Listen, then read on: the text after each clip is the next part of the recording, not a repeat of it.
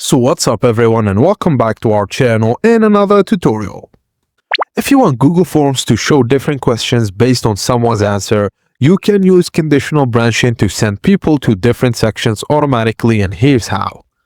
First, create your main questions and add a question such as which session do you attend? Set it to multiple choice and then create a separate section for each possible answer, such as session 1 feedback, session 2 feedback, and session 3 feedback.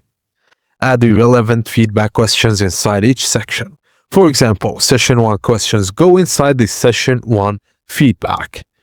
Now go back to your session question and click the 3 dots at the bottom of the question and select Go to section based on answer. You'll now see a drop down next to each other answer option. Set each answer to the correct section, and you can also choose whether respondents should go after each section.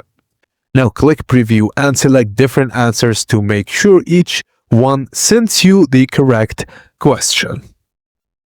If this video was helpful, please don't forget to like it and subscribe to our channel for more tips and tricks like this.